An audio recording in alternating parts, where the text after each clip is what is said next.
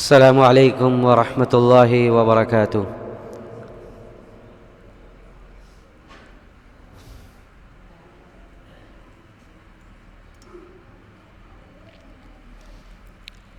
الحمد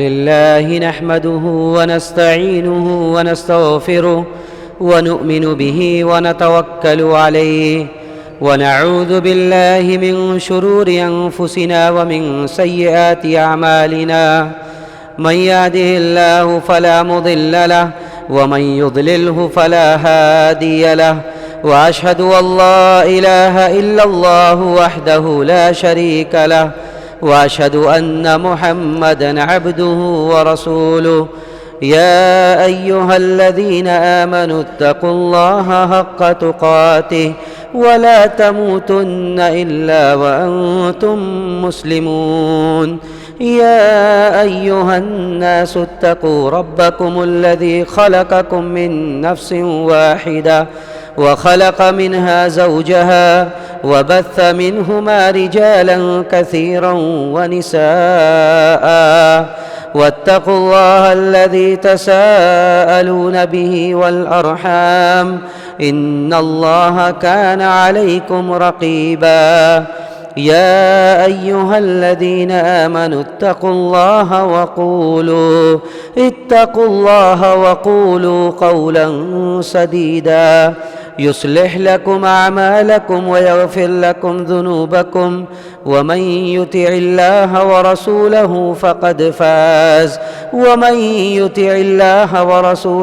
فقد فاز فوزا عظيما أما بعد فإن خير الحديث كتاب الله وخير الهدي هدي محمد صلى الله عليه وسلم وشر الأمور محدثاتها وكل محدثة بدعة وكل بدعة ضلالة وكل ضلالة في النار فأعوذ بالله السميع العليم من الشيطان الرجيم يا أيها الذين آمنوا إن تنصروا الله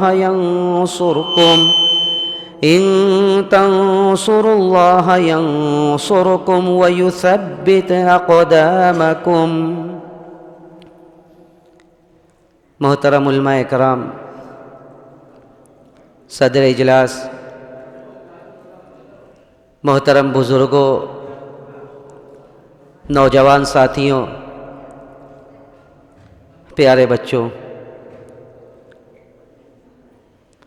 ہم اور آپ ایک مسلمان ہونے کی حیثیت سے اس بات سے بخوبی واقف ہیں کہ اللہ رب العزت والجلال نے ہمارے لیے اس دین کو منتخب کیا جو دین اللہ رب العزت والجلال کی نظر میں سب سے محبوب دین تھا۔ اس نبی کا امتی بنایا جو نبی سید الانبیاء و افضل المرسلین ہیں۔ ہمیں اللہ رب العزت والجلال نے سارے روئے زمین کے لوگوں پر فوقیت عطا کی، سارے دنیا والوں کے اوپر فضیلت دی، اور رب ذوالجلال نے دو ٹوک الفاظ میں اس بات کو واضح کیا اور فرمایا کنتم خیر امۃ اخرجت للناس تأمرون بالمعروف وتنہون عن المنکر، کہ تم اس روئے زمین کے سب سے بہتر لوگ ہو، اس روئے زمین پر سب سے زیادہ فضیلت والے افراد اس نبی کے ماننے والے ہیں جو نبی سید الانبیاء و افضل المرسلین ہیں۔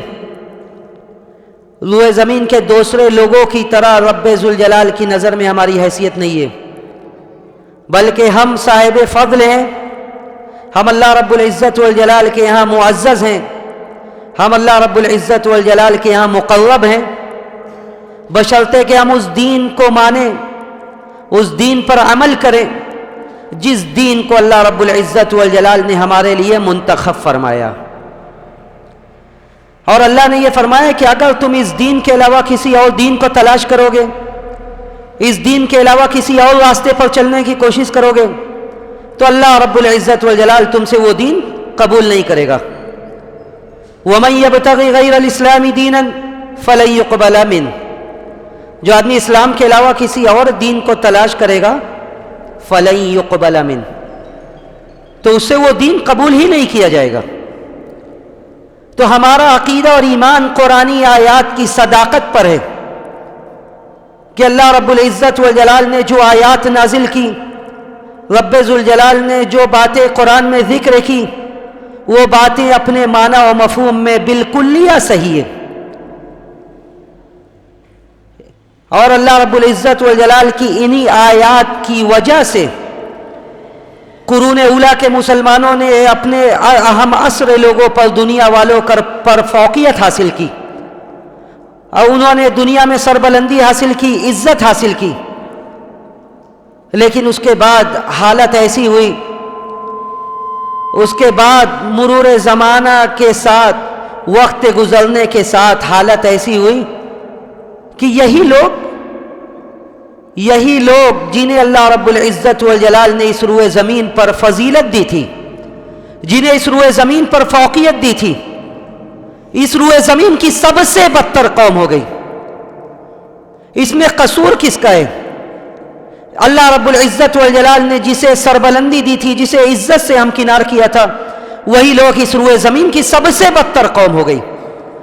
دیکھیے رب ذوالجلال کا ایک قاعدہ ہے قوموں کے عروج اور زوال کے سلسلے میں، اللہ رب العزت والجلال ایسے ہی کسی کو نہیں پٹک دیتا ہے کہ وہ لوگ جنہیں اللہ نے عزت سے ہمکنار کیا، انہیں اللہ رب العزت والجلال پٹک کر سب سے ذلیل کر دے، بلکہ اللہ رب العزت والجلال نے ایک قاعدہ ذکر کیا، اور اس قاعدے کو سمجھنے کی ضرورت ہے کہ آج ہماری حالت بس سے بدتر کیوں ہوتی جا رہی ہے۔ اللہ رب العزت والجلال نے سورہ رعد میں کیا ذکر کیا، سنیے اور اندازہ کیجیے۔ اللہ نے فرمایا ان اللہ لا یغیر ما بقوم حتی یغیروا ما بانفسہم، اللہ رب العزت والجلال کسی بھی کی بھی حالت نہیں بدلتا ہے، یعنی اللہ رب العزت والجلال جب تک لوگ ایک اللہ کی عبادت کرتے رہیں گے، اس کے دین پر عمل کرتے رہیں گے، اس وقت تک اللہ رب العزت والجلال لوگوں کی حالت کو نہیں بدلتا ہے، حتی یغیروا ما بانفسہم، یہاں تک کہ لوگ خود اپنی حالت کو بدلیں۔ اللہ رب العزت والجلال کا یہ وعدہ ہے جس پر ہمارا عقیدہ اور ایمان ہے کہ عزت کس کے لیے، سربلندی کس کے لیے؟ اللہ کے ان بندوں کے لیے جو اللہ کے دین پر عمل کرنے والے ہیں۔ اللہ نے فرمایا وَلِلَّهِ الْعِزَّةُ وَلِرَسُولِهِ وَلِلْمُؤْمِنِينَ وَلَكِنَّ الْمُنَافِقِينَ لَا يَفْقَهُونَ، عزت جس عزت کی ہم تلاش میں، وہ عزت کس کے لیے؟ وہ عزت اللہ کے لیے۔ وَلِلَّهِ الْعِزَّةُ وَلِرَسُولِهِ وَلِلْمُؤْمِنِينَ، اس کے رسول کے لیے، مومنین کے لیے۔ تو اللہ رب العزت والجلال کا یہ اعلان ہے کہ سربلندی، عزت یہ مسلمانوں کے لیے، لیکن اس وقت جب وہ دین پر مکمل طرح سے عمل کریں گے، جب وہ دین پر مکمل طرح سے عمل کریں گے۔ اچھا، دین پر عمل کرنے سے کون سی چیز مانع ہوتی ہے؟ یعنی کون سی ایسی چیز ہوتی ہے جو دین پر عمل کرنے سے لوگوں کو روکتی ہے؟ دیکھیے، دین پر عمل کرنے سے روکنے والی چیز یہ خواہشات ہے۔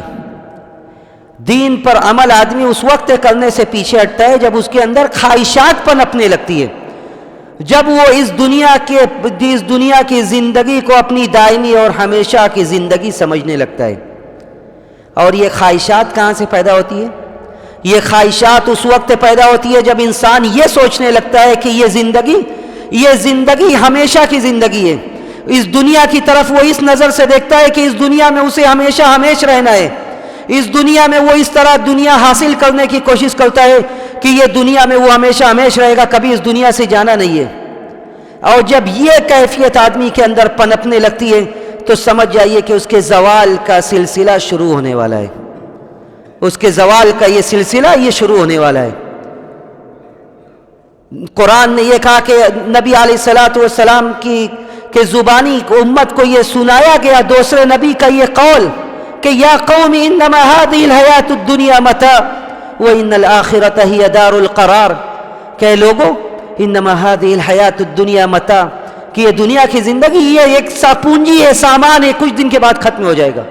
وَإِنَّ الْآخِرَةَ هِيَ دَارُ الْقَرَارِ اور آخرت کی زندگی جو مرنے کے بعد شروع ہوگی، آخرت کی یہ زندگی ہے ہمیشہ ہمیش کی زندگی ہے، جس میں آدمی کو اپنے پرانی زندگی کا پورا حساب و کتاب دینا ہے.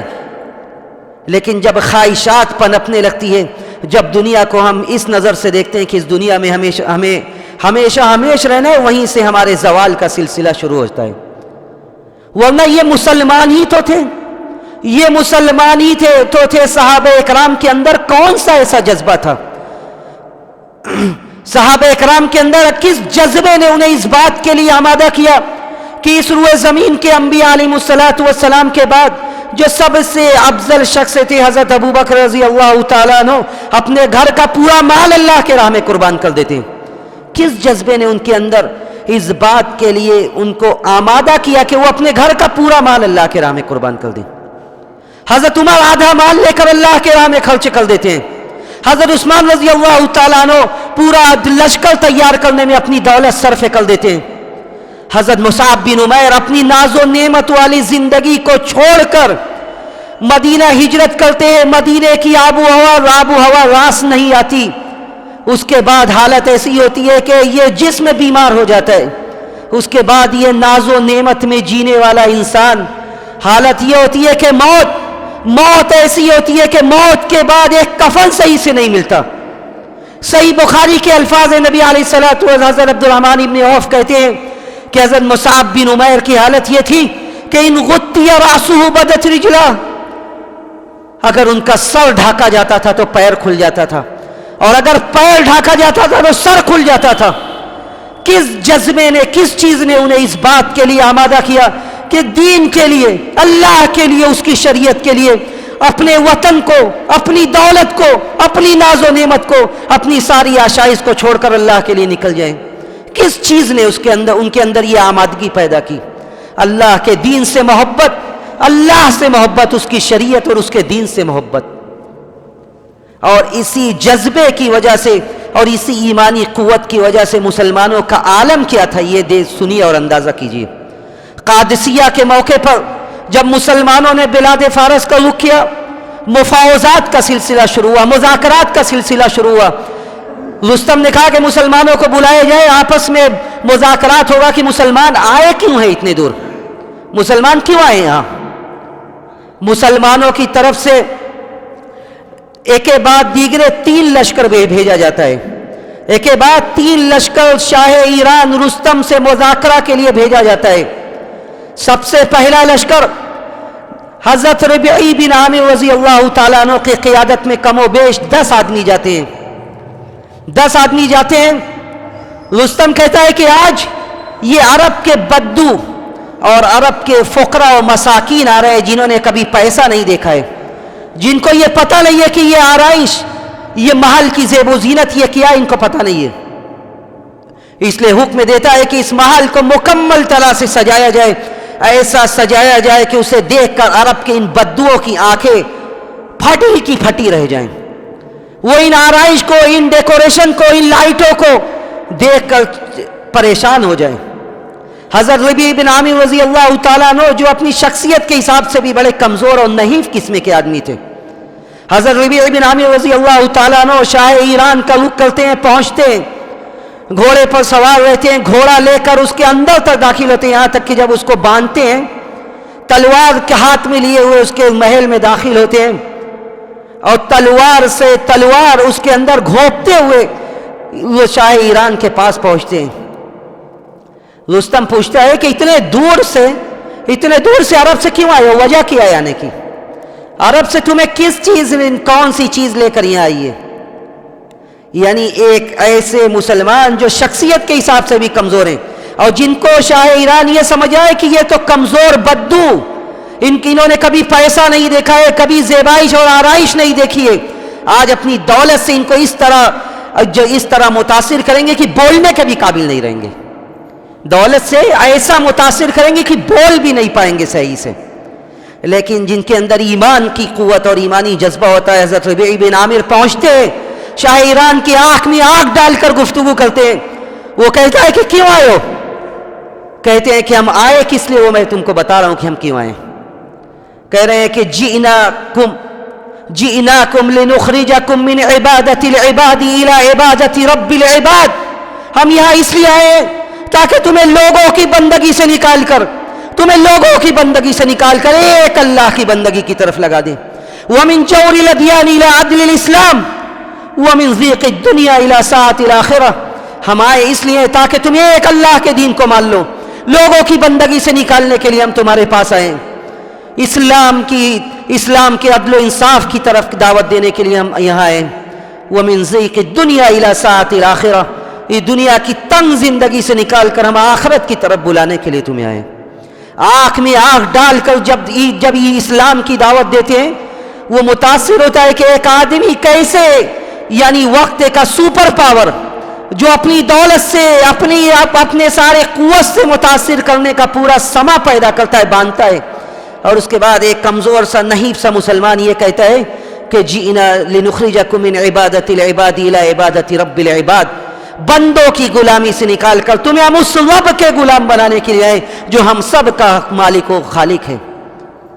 دوسرا لشکر جاتا ہے حضرت سعد بن حذیفہ بن محسن کی قیادت میں، جا کر کہتے ہیں کہ اسلم تسلم. شاہ ایران سے آنکھ میں آنکھ لڑا کر کہتے ہیں کہ اسلم تسلم، اگر ایمان نہیں لاؤ گے تو ہم مقابلہ کریں گے اور تمہیں اسلام کے لیے مجبور کر دیں گے، ورنہ جزیہ دے کر تمہیں رہنا پڑے گا. تیسرا لشکر حضرت مغیرہ بن شعبہ کی قیادت میں جاتا ہے.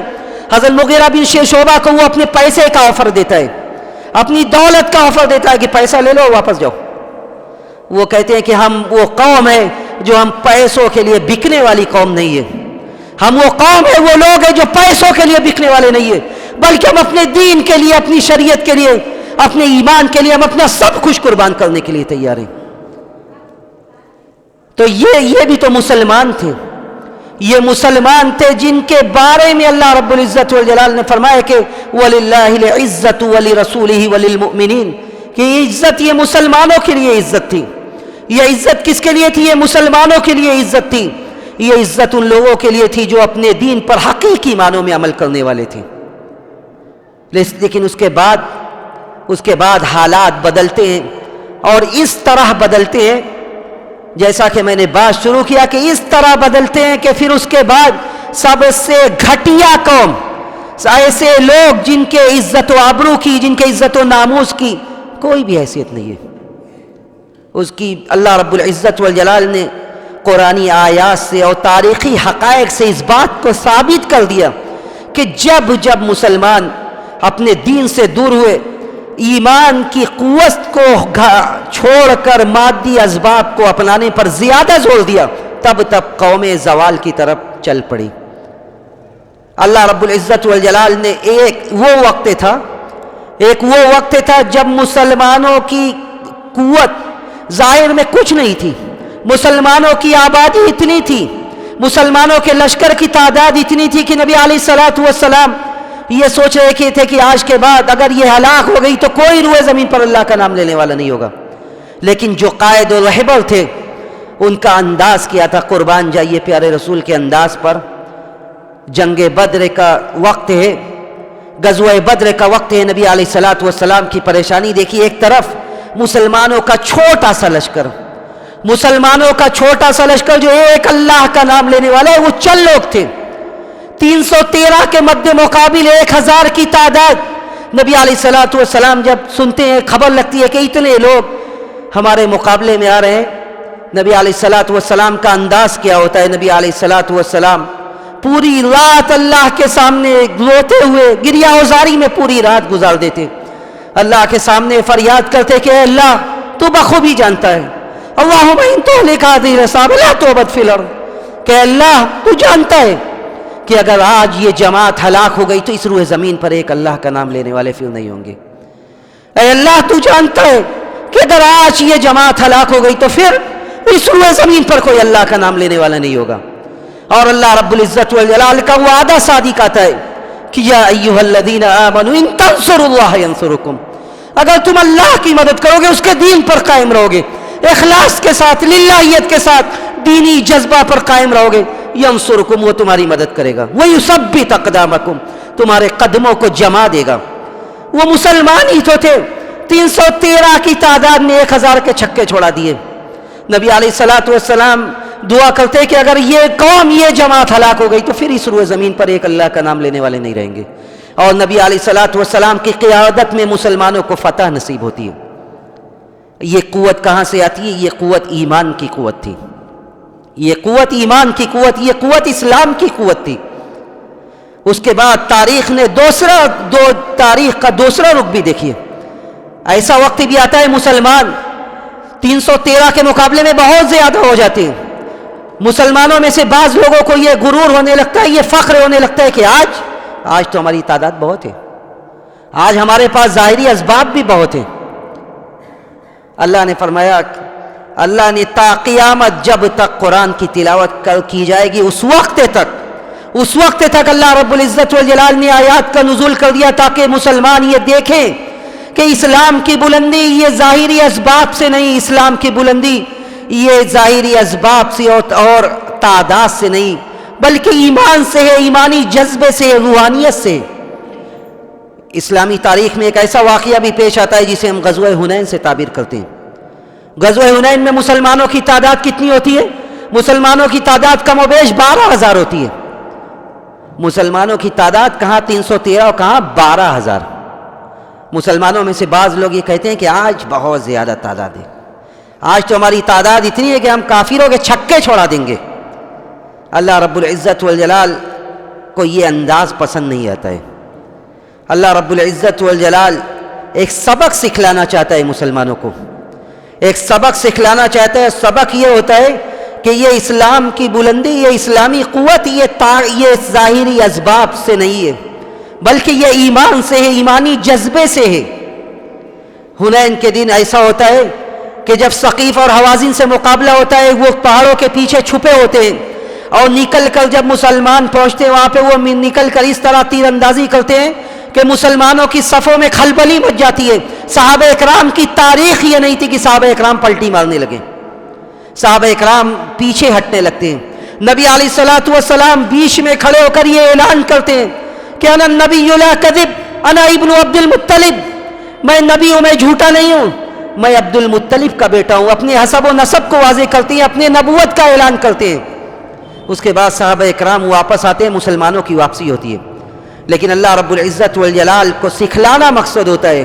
अल्लाह ने फरमाया, वयौम हुनैन इज़ आजबतकुम कसरतुकुम फलम तुगनि अन्कुम शैआ वज़ाक़त अलैकुमुल अर्दु बिमा रहुबत सुम्मा वल्लैतुम मुदबिरीन।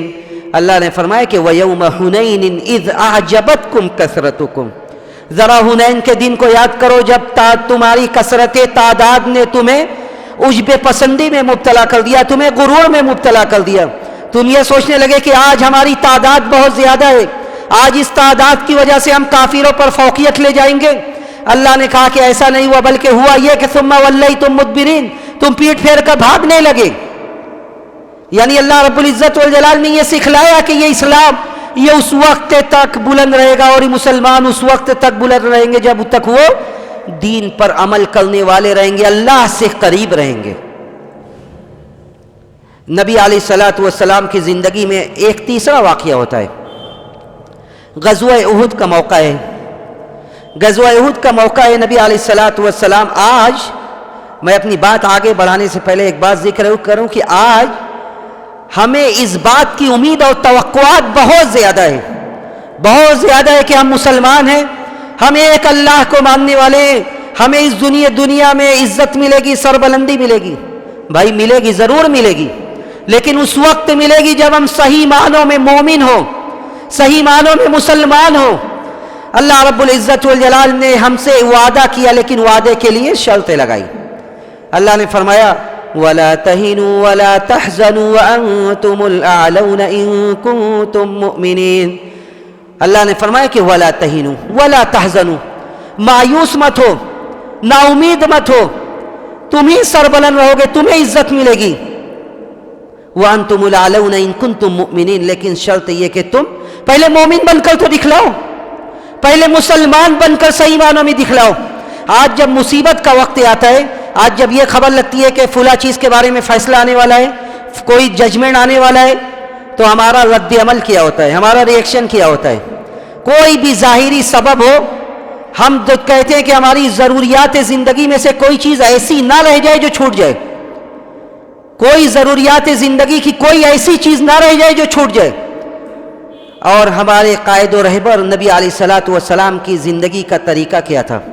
جو میں نے ذکر کیا کہ جب یہ خبر لگتی ہے کہ آج اسلامی لشکر کے مقابلے میں اتنا بڑا لشکر آ رہا ہے، نبی علیہ الصلوۃ والسلام پوری رات گریہ وزاری میں اللہ سے دعا میں گزار دیتے ہیں، اللہ کے سامنے اپنا معاملہ رکھتے ہیں کہ اللہ اگر آج یہ جماعت ہلاک ہو گئی تو پھر اللہ کی عبادت کرنے والا کوئی نہیں رہے گا۔ لیکن ہم کیا اس صبح ایسا ہوا کہ ہمارے مسجدوں میں نمازیوں کی تعداد بڑھ گئی؟ کیا اس صبح ہم نے با جماعت نماز بہت اہتمام سے ادا کیا کہ نہیں آج بڑی مصیبت کا دن ہے، ہم نماز کو با جماعت ادا کریں گے؟ ہرگز نہیں۔ اللہ نے فرمایا کہ وَلَا تَهِنُوا وَلَا تَحْزَنُوا وَأَنْتُمُ الْأَعْلَوْنَ إِن كُنتُم مُؤْمِنِينَ۔ اسی وقت ہم کامیاب ہو سکتے ہیں، اسی وقت ہم سربلندی حاصل کر سکتے ہیں جب ہم صحیح معنوں میں مومن ہوں۔ نبی علیہ الصلوۃ والسلام کی زندگی میں ایک نافرمانی ہوتی ہے صحابہ اکرام سے، صحابہ اکرام سے ایک نافرمانی ہوتی ہے، اللہ رب العزت والجلال سبق سکھلا دیتا ہے۔ غزوہ احد کے موقع پر اللہ کے رسول صلی اللہ علیہ وسلم نے مسلمانوں کو ایک جگہ، چند مسلمانوں کو، ایک جماعت کو ایک ٹیلہ پر متعین کیا۔ احد میں، مقام احد میں ایک جگہ تھی، اس جگہ پر اللہ کے رسول صلی اللہ علیہ وسلم نے مقرر کیا کہ یہ جماعت یہیں بھی رہے گی، کچھ بھی ہو جائے یہ لوگ یہاں سے ہلیں گے نہیں۔ حضرت جبیر بن مطعم رضی اللہ تعالیٰ عنہ کی قیادت میں چند مسلمانوں کو وہاں پہ لگایا گیا۔ اس کے بعد مسلمانوں نے جو وہاں تھے ان لوگوں نے یہ دیکھا کہ ابھی تو مسلمانوں نے کفار کو کھدیڑ دیا ہے، اب یہاں پہ رہنے کی ضرورت نہیں ہے، اب یہاں پہ رہنے کی ضرورت نہیں ہے، ہم اس ٹیلہ سے نیچے اتر جاتے ہیں۔ حضرت جبیر بن مطعم رضی اللہ تعالیٰ عنہ بار بار لوگوں سے کہہ رہے تھے کہ نہیں، نبی علیہ الصلوۃ والسلام نے تو ہم سے یہ کہا ہے کہ کچھ بھی ہو جائے یہیں رہو، کچھ بھی ہو جائے یہیں باقی رہو۔ لوگوں نے کہا نہیں اب جنگ ختم ہو چکی ہے، لوگ مال غنیمت لے رہے ہیں، ہمیں یہاں سے اتر جانا چاہیے، ہمیں یہاں سے اتر جانا چاہیے۔ لوگوں نے نبی علیہ الصلوۃ والسلام کے فرمان کی مخالفت کرتے ہوئے اس جگہ کو چھوڑ دیا۔ نتیجہ کیا ہوا؟ حضرت خالد بن ولید رضی اللہ تعالیٰ عنہ جو اس وقت اسلام نہیں لائے تھے، حضرت خالد بن ولید رضی اللہ تعالیٰ عنہ نے یو ٹرن کیا، پلٹی ماری اور اس طرح مسلمانوں کے اوپر حملہ کیا کہ مسلمانوں کی صفوں میں کھلبلی مچ گئی، اور حالت یہ ہوئی کہ نبی علیہ الصلوۃ والسلام کے قتل کی افواہ اڑ گئی۔ اور نبی علیہ الصلوۃ والسلام کے بارے میں یہ کہا، حدیث میں آیا کہ شج رأسہ وکسرت رباعیتہ، آپ کا سر زخمی ہو گیا، آپ کے دندان مبارک کو شہید کر دیا گیا، اور اسی پر بس نہیں بلکہ آپ کے سگے چچا کو شہید کر دیا گیا۔ اور نبی علیہ الصلوۃ والسلام کو اس قدر ذہنی اور قلبی تکلیف ہوئی کہ حضرت عبداللہ ابن مسعود کہتے ہیں کہ میں نے نبی علیہ الصلوۃ والسلام کو حضرت حمزہ کی شہادت پر، جس طرح میں نے حضرت حمزہ کی شہادت پر روتے ہوئے دیکھا اس طرح کبھی روتے ہوئے نہیں دیکھا۔ کہتے ہیں کہ حضرت حمزہ کی لاش جب نبی علیہ الصلوۃ والسلام نے دیکھا تو حضرت عبداللہ ابن مسعود کی شہادت ہے کہ ما رأیت النبی صلی اللہ علیہ وسلم یبکی مثل بکائی عند قتل حمزہ رضی اللہ عنہ، کہ جس طرح حضرت حمزہ کے لاش کو دیکھنے کے بعد نبی علیہ الصلوۃ والسلام رونے لگے، اس طرح ہم نے آپ کو روتے ہوئے کبھی نہیں دیکھا۔ اور یہ سارا نتیجہ کیا ہوا؟ یہ اللہ نے سکھلایا کہ یہ جب مسلمانوں کے اندر نبی کی مخالفت، اللہ کی مخالفت ہوگی تو اس کا انجام اور اس کا نتیجہ یہ ہوگا۔ اور نبی علیہ الصلوۃ والسلام نے اسی لیے پیشنگوئی کی تھی، جس کو پیشنگوئی کہا جاتا تھا۔ آج وہ اپنے معنی کے حساب سے بالکل ہی ہمارے اوپر صادق آ رہا ہے۔ وہ پیشنگوئی کیا تھی، ابن ابو داؤد کی صحیح حدیث ہے جس کے راوی حضرت ثوبان رضی اللہ تعالیٰ عنہ۔ حضرت ثوبان کہتے ہیں کہ نبی علیہ الصلوۃ والسلام نے فرمایا کہ یوشک ان تتداعى علیکم الامم کما تداعى الاکلۃ الی قصعتها، کہ اللہ کے رسول صلی اللہ علیہ وسلم نے فرمایا کہ قریب ہے کہ تمہارے اوپر ایسا زمانہ ہے جب تمہارے اوپر ساری قومیں پل پڑے۔ سوال کرنے والے نے سوال کیا، حضرت ثوبان کہتے ہیں کہ قال قائل یا رسول اللہ، اے اللہ کے رسول، ایک اللہ کے رسول سے ایک شخص نے سوال کیا کہ وَمِن قِلَّةٍ يَوْمَئِذٍ نَحْنُ یا رسول اللہ، کہ اللہ کے رسول کیا اس دن ہم بڑے تھوڑے ہوں گے، ہماری تعداد کم ہوگی، اس وجہ سے ہمارے اوپر قومیں پل پڑیں گی؟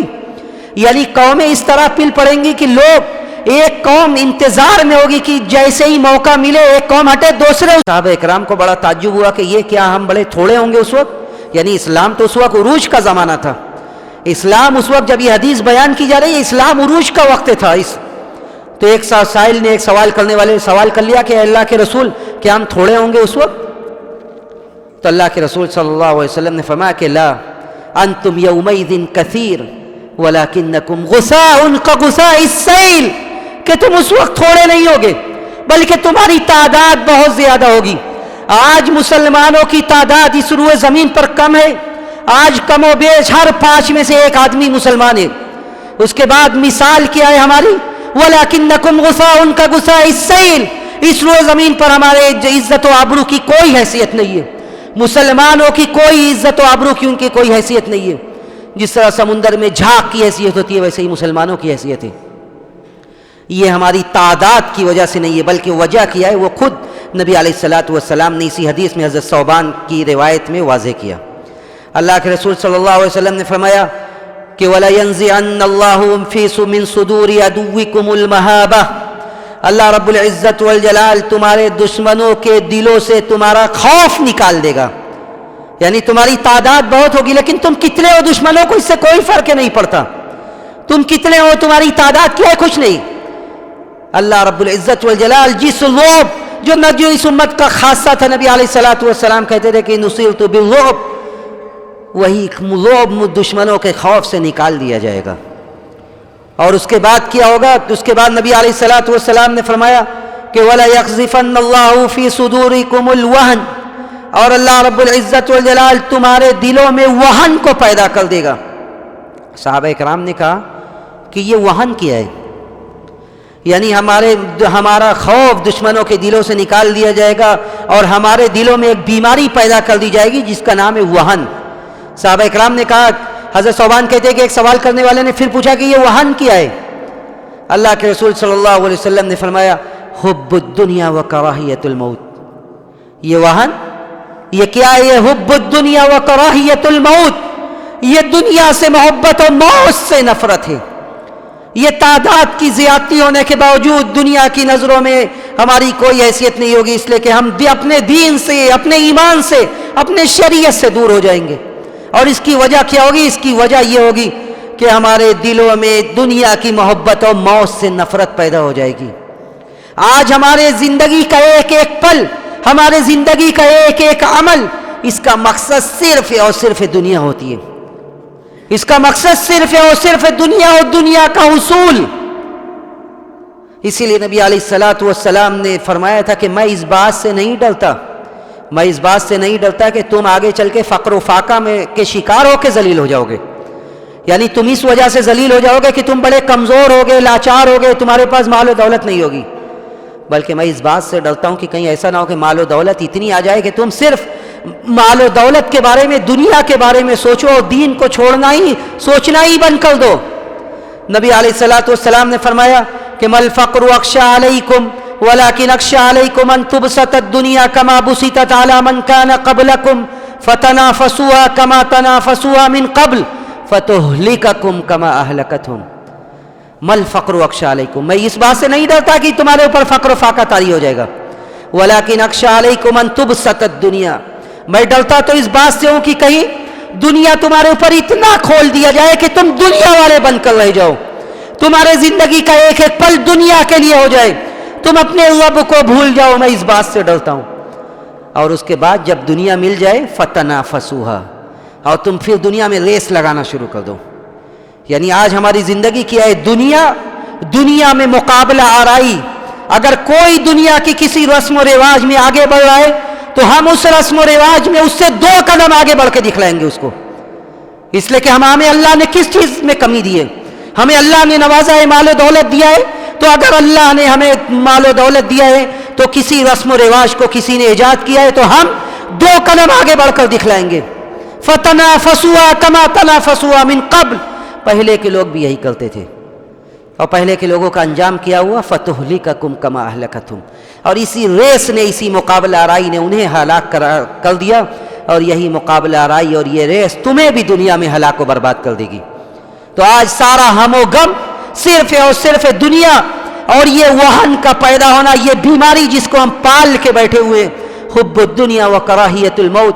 آج ہم اپنے آپ سے پوچھیں، اپنی نسل سے پوچھیں، اپنی نوجوان نسل پہ سے پوچھیں کہ ان کے دل میں اللہ سے محبت، دین سے محبت، ایمان سے محبت کتنی ہے.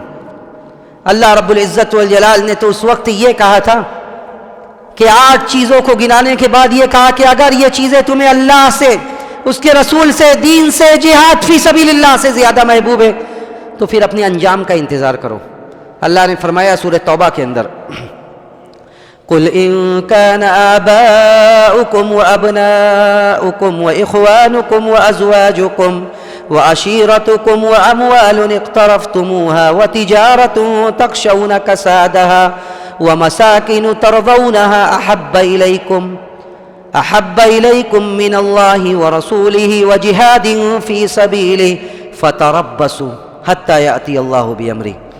اللہ نے کہا کہ اے نبی لوگوں سے کہہ دیجئے کہ ان کان آباؤکم، کہ اگر تمہارے باپ دادا، و ابناؤکم تمہاری اولاد، و ازواجکم تمہاری بیویاں، و اخوانکم تمہارے بھائی، و عشیرتکم تمہارے رشتہ دار، و اموال اقترفتموها، یا تمہارے وہ مال جسے تم نے کمایا ہے، جسے تم نے حاصل کیا ہے، و تجارت تخشون کسادها، یا وہ تجارت، وہ بزنس جس کے کساد بازاری کا، جس کے مندے کا خوف ہر وقت ستاتا رہتا ہے. ہماری ساری گفتگو یہی ہوتی ہے کہ بھائی تجارت میں بڑا مندہ ہے، کیسا کاروبار چل رہا ہے. اللہ نے فرمایا کہ وہ تجارت تخشون کسادها ومساکن ترضونها، یا وہ بلند و بالا بلڈنگیں، عمارتیں جسے دیکھ کر ہم بڑا خوش ہوتے ہیں، فخر کرتے ہیں کہ ہمیں اللہ نے اتنا بڑا گھر سے نوازا ہے، ہمیں اللہ نے اتنا بڑا گھر دیا ہے، فلاں کے پاس تو گھر ہی نہیں ہے. اللہ نے فرمایا کہ وہ مساکن ترضونها احب الیکم من اللہ ورسولہ، اگر تمہیں یہ ساری چیزیں اللہ سے اور اس کے رسول سے زیادہ محبوب ہے، وہ جہاد فی سبیلہ، اور اللہ کے راستے میں جہاد سے زیادہ محبوب ہے، فتربصوا حتی یأتی اللہ بامرہ، تو پھر اپنے انجام کا انتظار کرو، اپنے انجام کا پھر انتظار کرو، حتی یأتی اللہ بامرہ، اللہ تعالیٰ کا فیصلہ آ جائے گا. تو یہ اللہ رب العزت والجلال کا نظام ہے، قانون ہے کہ ہم اسی وقت تک سربلند رہیں گے جب تک کہ ہم دین کے لیے، ایمان کے لیے، اپنے شریعت کے لیے جذبہ دکھائیں گے، اس پر عمل کرنے کی کوشش کریں گے.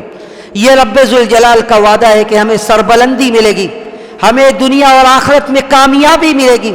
لیکن ذرا ہم اپنا بھی جائزہ لے کہ ہماری طرز زندگی کیا ہے، ہماری طرز زندگی کیا ہے، ہم کس طرح اٹھتے بیٹھتے ہیں، ہمارے دین و ایمان کس طرح، کس لیول کا دین و ایمان ہے.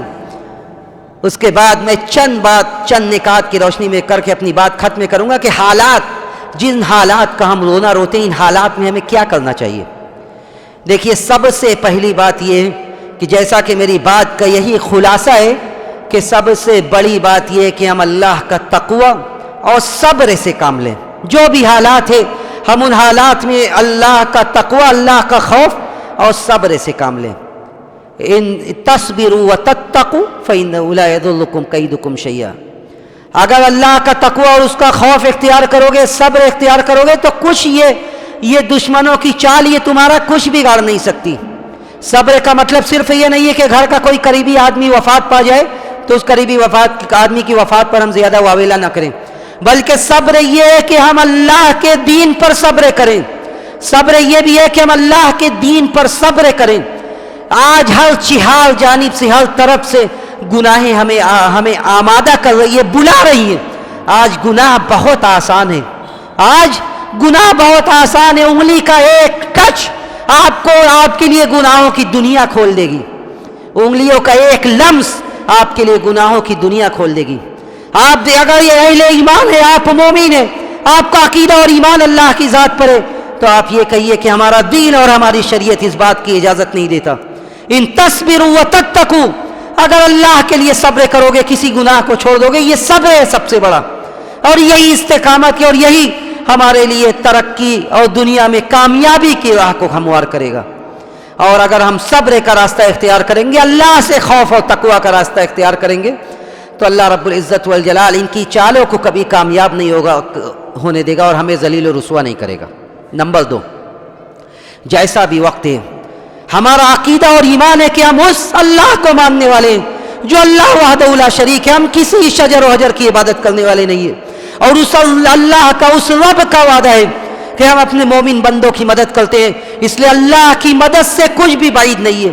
اس لیے ہمارا توکل و اعتماد اس بات پر ہونا چاہیے کہ حالات جیسے بھی ہو، جتنے بھی خراب ہو جائے، لیکن رب ذوالجلال ہماری مدد ضرور بضرور کرے گا. انبیاء علیہ الصلوۃ والسلام کی زندگی اور سیرت، حضرت موسیٰ علیہ الصلوۃ والسلام کے اوپر ایسا وقت آتا ہے کہ ایک طرف دشمن اپنے لشکر جرار کے ساتھ، دوسرے طرف سمندر اپنی موجیں مار رہا ہے، بیچ میں موسیٰ اور ان کا لشکر. حضرت موسیٰ علیہ الصلوۃ والسلام کے ساتھی لوگ کہتے ہیں کہ انا لمدرکون، اب تو ہم پکڑ لیے جائیں گے. حضرت موسیٰ علیہ الصلوۃ والسلام کہتے ہیں کہ کلا ان معی ربی سیہدین، ہرگز نہیں، ہمارا رب ہمارے ساتھ ہے، کچھ نہیں ہوگا. تو توکل اور اعتماد یہ بہت ہی ضروری ہے جیسے بھی حالات ہوں. تیسری چیز کہ ہمارے لیے یہ ہے کہ ہم اللہ سے حسن ظن رکھیں، اچھی توقع رکھیں، اچھی امید رکھیں. اچھی توقع اور اچھی امید رکھیں گے، جیسے بھی حالات ہوں گے اللہ رب العزت والجلال ہماری مدد کرے گا. چوتھی چیز کہ ہم اپنے دین کے طرف پلٹیں. یہ ایسا وقت ہے جو ہمارے اندر ایمانی جذبہ پیدا کرنے کا وقت ہے. ہم اپنی قوموں کو، اپنی نسلوں کو یہ بتائیں کہ اللہ کی مدد اسی وقت تک آئے، اسی وقت آئے گی جب ہم اپنے دین کی طرف پلٹیں گے. اور نبی علیہ الصلوۃ والسلام کا وعدہ برحق ہے. آپ نے فرمایا کہ جب تم دین کو چھوڑ دو گے، اذا تبایعتم بالدین ورضیتم بالزرع وترکتم الجہاد سلط اللہ علیکم ذلا، جب تم کاروبار میں لگ جاؤ گے، دھوکہ دھڑی کرنے لگو گے، جہاد کو چھوڑ دو گے، کاشتکاری میں کھیتی میں لگ جاؤ گے، جہاد کو چھوڑ دو گے، اللہ تعالیٰ تمہارے اوپر ذلت و رسوائی کو مسلط کرے گا. اور ذلت و رسوائی دور کیسے ہوگی؟ ذلت و رسوائی اس وقت دور ہوگی حتی ترجعوا الی دینکم، یہاں تک کہ تم اپنے دین کی طرف پلٹو. تو سب سے بڑی بات جو چوتھی بات ذکر کرنے کے ساتھ میں اپنی بات ختم کروں گا کہ اپنے دین کی طرف پلٹو. یہ ایسا وقت ہے کہ ہم اپنی نسلوں کو یہ سمجھائیں کہ ہم مسلمان ہیں اور یہ اس دین پر ہمیں فخر ہے. الاعتزاز بالدین، اس دین پر ہمیں فخر ہے کہ ہم مسلمان ہیں، ہم ایک اللہ کو ماننے والے ہیں. اور اسی ایک اللہ کو ماننے سے ہمیں دنیا بھی ملے گی اور رب ذوالجلال کے اجازت سے اور اللہ رب العزت والجلال کی مشیت سے ہمیں آخرت بھی ملے گی. ہم اللہ رب العزت والجلال سے یہی دعا کرتے ہیں کہ بار الہ تو ہمارے دلوں میں اپنے ایمان کو مکمل طور سے جگا دے، ہمیں پکا اور سچا مومن بنا دے. بار الہ مسلمانوں کے حالات کی اصلاح کر دے. بار الہ اس روئے زمین پر مسلمان جہاں بھی پریشان حال ہیں تو ان کی مدد فرما. بار الہ تو ہمارا حامی و ناصر بن جا، ہمارا محافظ بن جا. بار الہ تو ہمیں متحد و متفق کر دے. ہمارا جب اس دنیا سے جانے کا وقت آئے تو آخری کلمہ توحید ہو.